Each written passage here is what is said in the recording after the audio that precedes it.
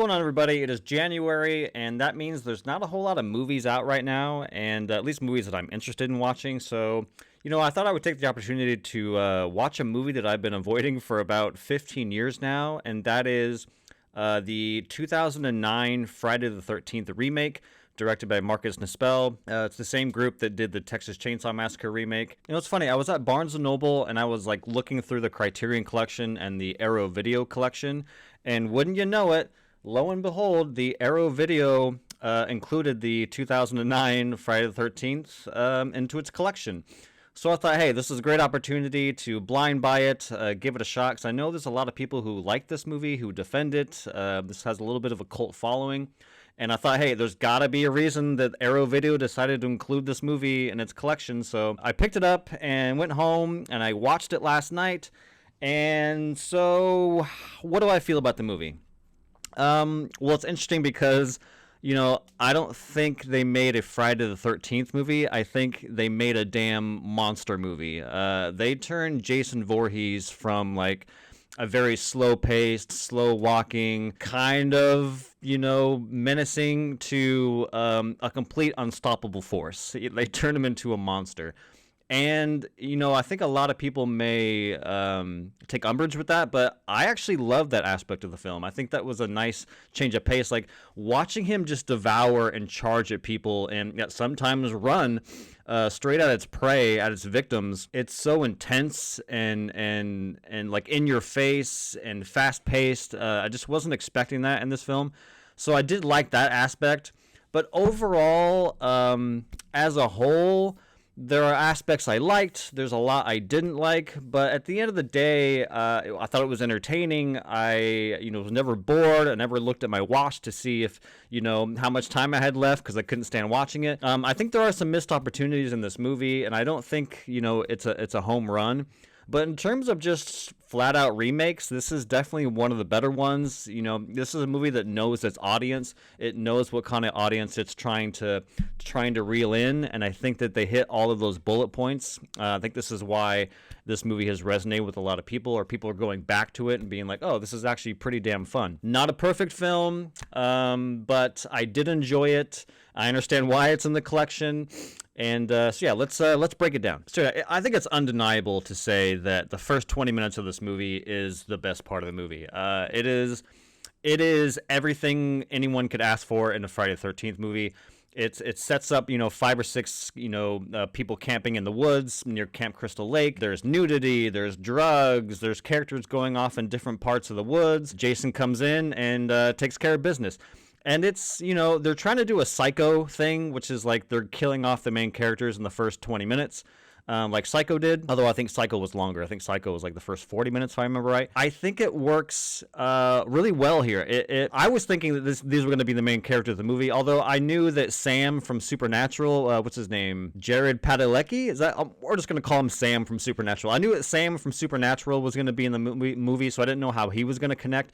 But I did think that these were the characters that I was going to spend the rest of the movie on. So seeing them killed off one by one very quickly in the first 20 minutes, I was like, damn. Yeah, it was...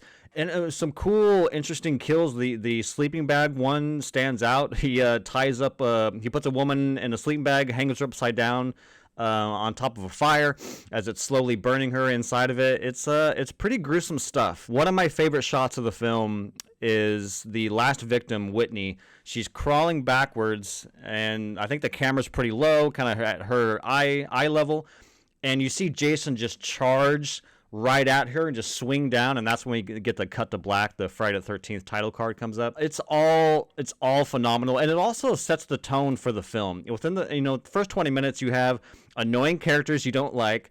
You have nudity, you have sex, you have drugs, you have unnatural, annoying dialogue. You have gnarly kills. You have Jason Voorhees doing his thing. I mean, the movie basically, holds your hand and says, this is what the next hour and a half is going to be. So if you don't like this, I don't know what to tell you, because buckle up, because you're going to get more of this. So yeah, I think the 20 minutes of this movie is the standout of the film. Even if, you just watch those first 20 minutes and dip out, I wouldn't blame you. The rest of the remaining of the plot, the remaining, portion of the story is fine. But I don't think that the rest of the movie captures that intensity and that rawness that the first 20 minutes does, in my opinion. So yeah, from there we get we introduced to a bunch of college kids going to Trent's family's, cabin getaway.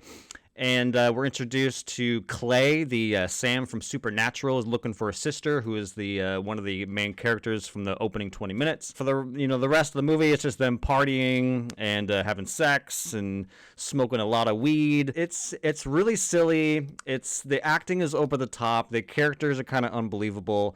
But I mean, that's what they're going for. They're not going for high art. They're not going for character development. They're not going for the best acting, the best screenwriting in the world. The filmmakers and the writers know what they're doing. They know they're writing, unlikable, unbelievable, unnatural characters. So you're either going to be on board with that or you're not. I'm kind of in the middle. It's like I can appreciate what they're doing and I can admire it in some ways. But man, sitting through it as an audience member is a little grueling, to be honest. Yeah, there are some characters that are so obsessed with weed that I'm just like, it feels like these are college kids and they're acting like 13-year-olds, and I'm trying to digest that and accept that, but it can be very degrading on your mental health watching these characters talk. And one of the aspects I also didn't expect, and that I actually liked this decision, was that it's actually not a traditional remake of the original Friday the 13th. I was expecting, camp counselors at the Camp Crystal Lake, and I figured the mom would be involved somehow because the mom is the main villain of the first movie. But this isn't really a remake of the first movie at all. It's kind of its own thing. It takes bits and pieces of the first couple movies and kind of Frankenstein's them together, and I appreciated that. And I think the death scenes here are pretty effective. They're gory, they're violent. A lot of horror movies these days, in terms of Hollywood stuff, it's almost like they're afraid to show gore. It's like you see the knife go in and you cut to a close-up of the reaction, and then the scene's kind of over. But this film, they kind of revel in the gore a little bit, and we get a different variety. We got an arrow through a head, a machete through the top of a head. We got a screwdriver going in throats. We got an axe murder. We got someone being, thrown on top of antlers. There's a lot of variety in this movie, and, it doesn't go as hard as I thought. And just so you guys are aware, the set comes with the theatrical version and an unrated version. What do they call it? The killer cut.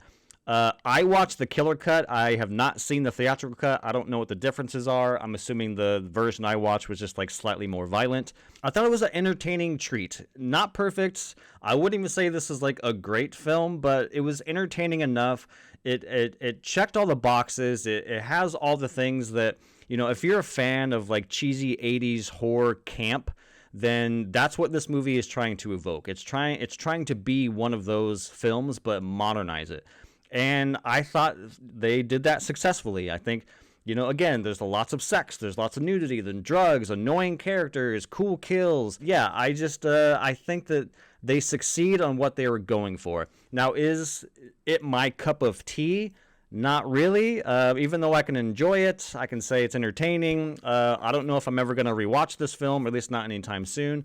There's nothing really here for me that's I need to rewatch that again. But overall, as a first-time viewing, I thought it was pretty fun.